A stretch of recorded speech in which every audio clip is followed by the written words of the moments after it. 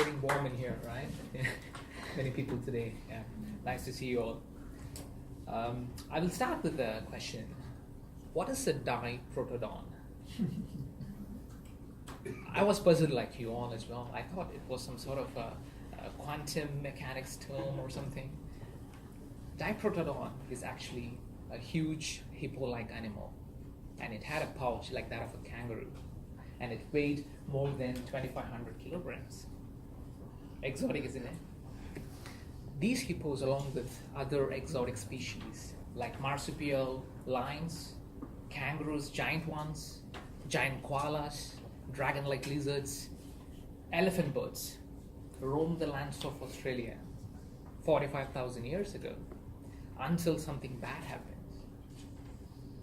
Humans set foot on Australia exactly 45,000 years ago, driving all these exotic species to its oblivion of extinction. Imagine for a moment the first encounter of these huge hippos, hippo-like creatures, with humans. They would have thought human to be some sort of frail-looking ape-like creature. What harm can it do to me? It would have gone happily back to munching leaves for its lunch. The hippos did not know that the nemesis was right at its doorstep. Humans, as we know it, as the history record tells us, were not humankind. They were ecological serial killers. In fact, humans destroyed forests, cleared lands to give way for one particular type of grass cultivation in what turned out to be the agricultural revolution. That special type of grass is called wheat. And to date, it is the most successful evolutionary plant species on Earth. Domestication was also part of the agricultural revolution, and domestication was not easy. It was a very cruel practice. And there is an interesting concept called selective hunting as part of domesticating the wild animals. Let's take, for example, domesticating wild sheep. First and foremost, the most rebellious and most aggressive rams against the human control were slaughtered, followed by the most inquisitive and curious sheep.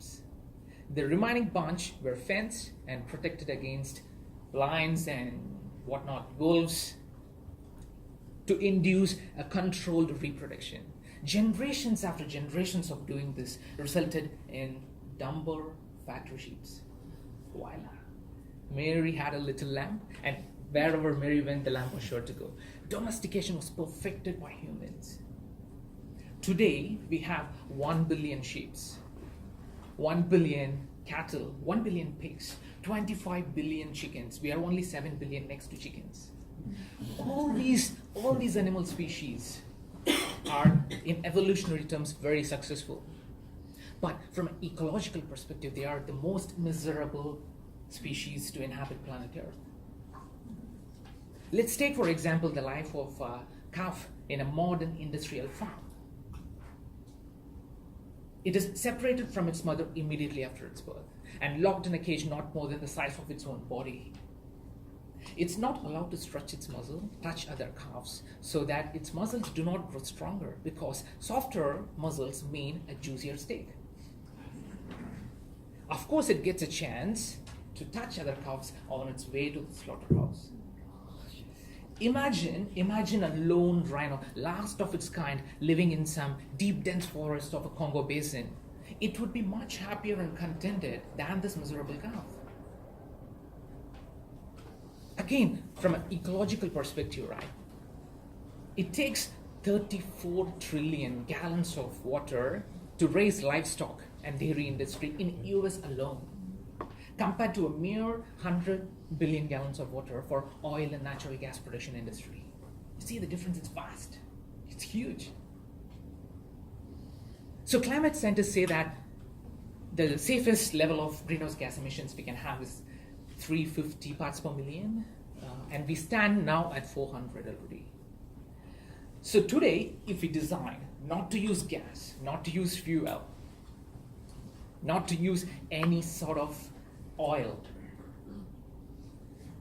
And we all today decide that we go back home, decide to live a life in darkness, switch off all the electricity. We decide to ride bicycles to work, take 1-minute showers, or even better, do not take shower at all. We would still exceed the limits of greenhouse gas emissions by 2 decades from now, 20 years from now. We would exceed it. Anyways. How? All by simply raising livestock and eating livestock-related products. That's it. Period. Friends, Earth, as we know it, has seen so many mass extinctions. It has withstood fierce natural calamities. And Earth is just fine for another 2 billion years. Nothing is going to happen to the Earth. We are not going to save planet Earth. Planet Earth will save itself. It's like a reset button. It resets itself. It's the species living in the Earth which is under question. So we, as humans, who have to save ourselves, we have to save our species from extinction, then we have to start doing the right things. And if you had connected the dots in my speech, then you would know the right way to start contributing is by start consuming less meat or even no meat and dairy products. Have a very good rest of the night, ladies and gentlemen. Godspeed until next session.